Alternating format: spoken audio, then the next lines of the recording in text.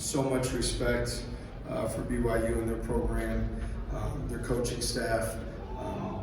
Again, we just battled these guys however many days ago, and we knew how tough they were. We know how much they play for one another, and what a challenge it would be for us today. And, our guys came out with an unbelievable spirit, program pride, toughness. Certainly there's always things you can do better, but yet at the same time feel like our guys really left it out on the court. So, wanted to come out with the win, highly competitive to come out with the win. Proud of our guys for their fight. Okay, please remember to get your hand raised, and we'll get the microphone to you ASAP. Let's go over here on the left side, about 4 rows back. TJ, how do you feel like your ball pressure and turnover creation adapted without Keyshawn and Tatum in the lineup? I mean, look, we practice a way that we don't lower or change our standards based on who may be out there. We have confidence in our guys to get out there and do that. You can always look at, the turnover number and say we only turned them over 10 times. That's, far below what we need to do to be successful. But yet I know our guys were competitive on the basketball, and did everything that they could to keep the ball in front and have the collisions and be intentional guarding. So, again, regardless of who plays, the standard is the standard, and I know our guys can uphold that standard. We'll go to the right side on about the 3rd row. Coach, last game against BYU, nobody could score in the first half. It was like 33-24. This game, both teams scored over 90. What was the reason for the different feel and different style of play in this game? I think the familiarity with one another in ways that you could be effective offensively in attack, and then the pace of the game just got going up and down. It felt like it was very, half-court physical game for a large stretch of that first half at our place, and then they kind of got out in transition. We didn't do as good of a job, but today really felt like both teams played with that freedom and confidence in the open court, and the basketball moved, and guys made big plays and big shots. So I think it was really two really good teams with a lot of competitive spirit, throwing punches back and forth. We're going to go back to the left side here on about the 4th row. Curtis, that stretch you went on where you were making everything, is that just about the best you can ever remember shooting the basketball in a game? Yeah, when they told me what it was, I thought that was pretty crazy. It was. I felt like I couldn't miss at the time, so whatever I put up, it just was going in. And yeah, it's definitely one of the ones to remember for sure. One of the good stretches. Let's go here on the right side on the 2nd row.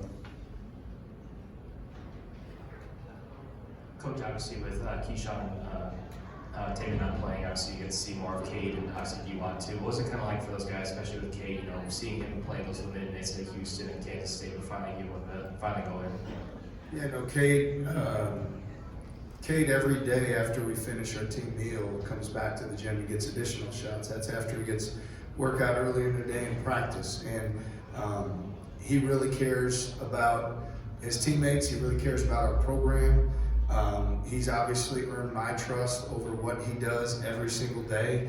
And so when he comes out in a big environment, in a big game, and knocks down a shot like that, that's a credit to him, his character, and his work ethic. So we see him do it on a daily basis. We know what he can continue to do, and I'm excited about his continued development because he's given us a good spark and some great energy. Let's go over on the left side about the 4th row back. Hi, Coach. We saw Tatum go through warm-ups a couple different times before the game. What went into his decision to not play, or your guys' decision as a staff to not play? Yeah, I'm not sure there's ever been a guy that I've been around or that I've heard of that has probably played through more injuries and things than what Tatum has done in the past. We don't take for granted that what he lays on the line and what he puts on the line for his teammates in our program every single day. I've never been in experience with him up to this point where he doesn't just say, I'm fine, I can go. And when we talked before the game, I could see the hesitancy with him and how he felt when he warmed up. He gave it every opportunity that he could.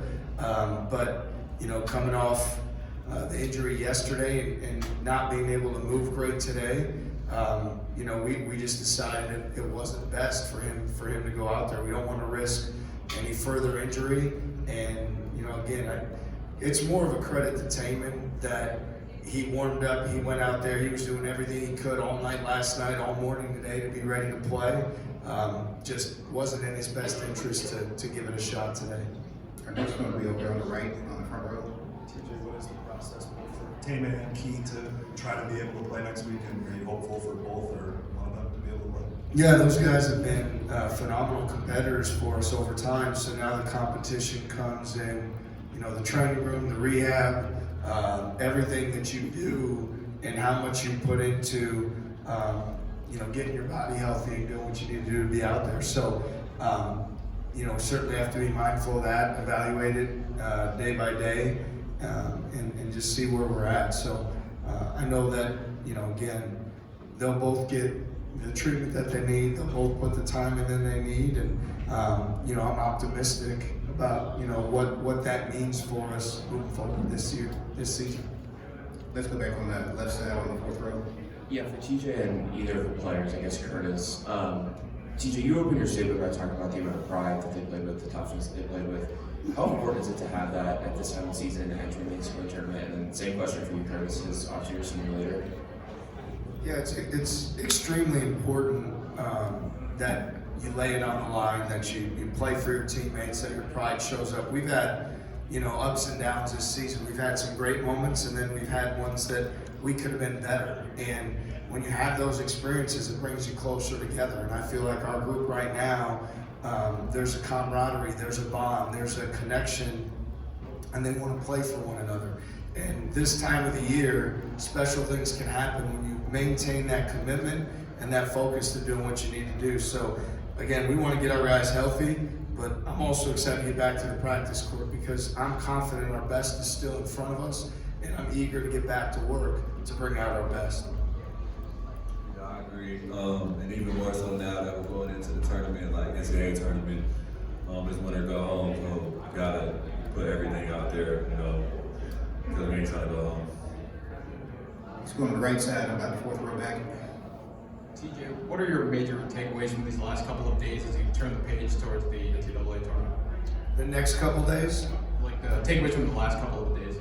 Yeah, I was pleased yesterday with how we played. Thought, you know, our guys came out and did a great job. Cincinnati's got a good team, and I felt like we physically, you know, imposed our will on that game the way we need to be successful. I thought we fought today. There's, of course, when you give up 96, there's things defensively, guarding the three-point line, rotation defense, things we could have been better. But I feel like our team is coming. Like, there's certainly things that we've got to sort through, and there's opportunity in front of us on the practice court.